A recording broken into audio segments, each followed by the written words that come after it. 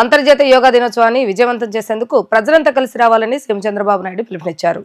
యోగా వేడుకలకు వచ్చే వారికి ఎలాంటి ఇబ్బందులు లేకుండా అన్ని చర్యలు తీసుకోవాలని అధికారులను సైతం ఆయన ఆదేశించారు. ఈ నెల 21వ తేదీన అంతర్జాతీయ యోగా దినోత్సవం సందర్భంగా విశాఖ ఆర్కే బీచ్ వద్ద ఏర్పాట్లను పరిశీలించారు. ఎలాంటి చర్యలు తీసుకుంటున్నారో అధికారులు ముఖ్యమంత్రికి వివరించారు. ప్రధాని మోడీ పర్యటనకు ఇబ్బందులు కలగకుండా పకడ్బందీగా ఏర్పాట్లు చేయాలని అధికారులను ఆదేశించారు. ఈ సందర్భంగా ఆయన మాట్లాడుతూ రాష్ట్రాన్ని ఆరోగ్య ఆంధ్రప్రదేశ్ గా మారుస్తున్నామని, అందులో భాగంగా 21వ తేదీన విశాఖలో యోగాంధ్రను భారీ ఎత్తున నిర్వహిస్తున్నామని చెప్పారు.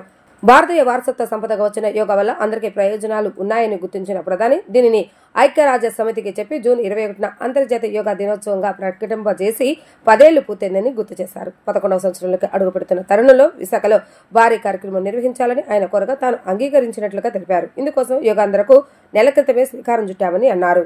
రాబోయే 5 రోజుల్లో ఒక హిస్టారికల్ ఈవెంట్ కు నాంది పలుకుతున్నాం. 11వ సంవత్సరం అంటే 10 సంవత్సరాలు పూర్తి చేసుకుని 11వ సంవత్సరం ఇంటర్నేషనల్ యోగా డేకి నాంది పలుకుతున్నాం. ఇటీవల కాలంలో నేను ప్రధానమంత్రి గారిని కలిసినప్పుడు వారు ఒకటి ఆఫర్ చేశారు. 10 సంవత్సరాలైంది యోగా డే జరుపుకుంటున్నాం, విశాఖపట్నం అనువైన ప్రదేశం, అక్కడ మీరు చేయగలుగుతారంటే హ్యాపీగా చేస్తామని చెప్పి నేను ఆమోదించాను. ఎందుకంటే మొట్టమొదటిసారిగా ప్రధానమంత్రి గారు యోగాని గుర్తించడమే కాకుండా యుఎన్ కన్విన్స్ చేసి, యునైటెడ్ నేషన్స్ కన్విన్స్ చేసి యోగా డేని ప్రపంచమంతా కూడా జరుపుకునే విధంగా కార్యక్రమానికి శ్రీకారం చుట్టారు. అప్పటి నుంచి 10 సంవత్సరాలు ప్రమోట్ చేశారు. ఇప్పుడు 11వ సంవత్సరానికి ఎంటర్ అయ్యే ఈ సందర్భంలో విశాఖపట్నం యోగా డేకి అనువైన ప్రదేశం, one of the best city, సుందరమైన నగరం, మంచి నగరం. అలాంటి నగరంలో అంతర్జాతీయ యోగా దినోత్సవం జరుపుకోవడం మనందరికీ కూడా ఒక అదృష్టం. భవిష్యత్తులో యోగా అనేది అందరి జీవితాల్లో భాగం కావాలి, వే ఆఫ్ లైఫ్ కావాలి. ఈరోజు రోజు రోజుకు పోటీ ప్రపంచంలో పరిగెత్తున్నాం. టెక్నాలజీ ఏజ్లో బిజీ అయిపోయాం. ఈ టెక్నాలజీలో అయితే సెల్ ఫోన్ లేకపోతే, సెల్ ఫోన్ చూడలేకపోతే ఉండే పరిస్థితి లేదు. ఇవన్నీ కూడా టెన్షన్స్. అదే సమయంలో అనేక విధాలుగా ఆరోగ్య సమస్యలు వచ్చే ఈ సమయంలో దీనికి సరైన మార్గం ప్రివెంట్ హెల్త్కి yoga. There is no second thoughts.